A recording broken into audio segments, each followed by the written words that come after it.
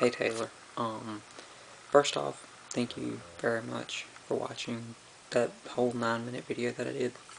I really appreciate it, and thanks even more so for leaving the comments to my response. It was really, really good of you. Yeah, the abortion thing, I saw that coming a mile away. I knew that was going to be like, you know, push button. I believe in God, and I don't feel that someone should constantly have abortions. You know, I don't feel that abortions are right. But the problem that I have is, same as with that separation of powers, it's sort of separation of church and state. Um, there's no legal reason to deny abortions.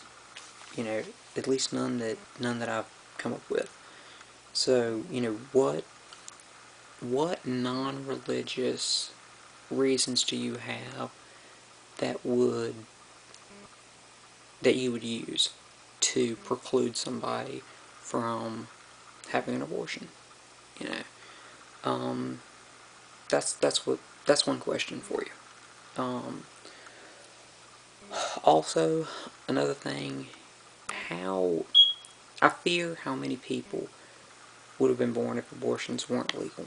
You know, I don't know how many has been performed, and I didn't take the time to look it up before I made the video. But obviously, there's been a lot. So that would be that many more people having had that many more children. That's a lot of people. That's a lot of people who would probably grow up, impoverished and just be a bigger, you know, you're gonna think I'm such an ass for this, but, be a bigger financial burden to the economic system than what we have now. Think about the unemployment right now. Think about the overpopulation in some areas now. How many people are having to get, any sort of financial assistance they can from anywhere. you know, that would compound that so much worse. It's bad to say abortion is good population control, and that sounds really bad, I know, but it's sort of true. It's sort of callous, just put it that way, but it's also sort of true.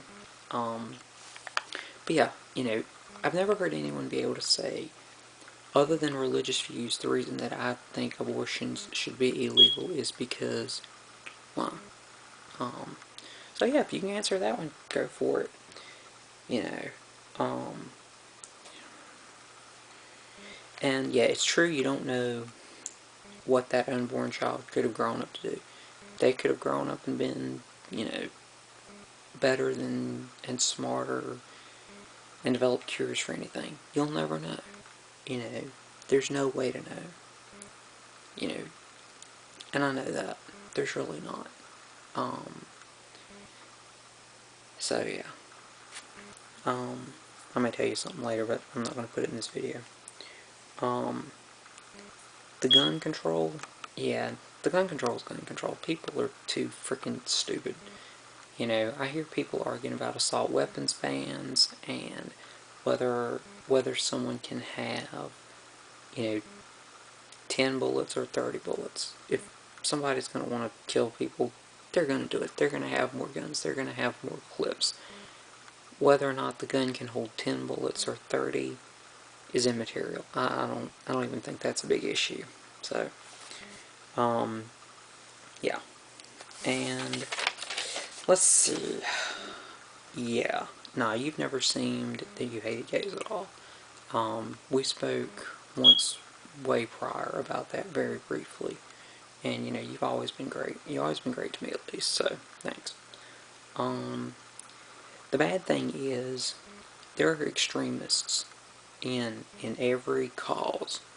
And unfortunately, it's usually the extremists that are the loudest and get the most publicity because it is sensationalism.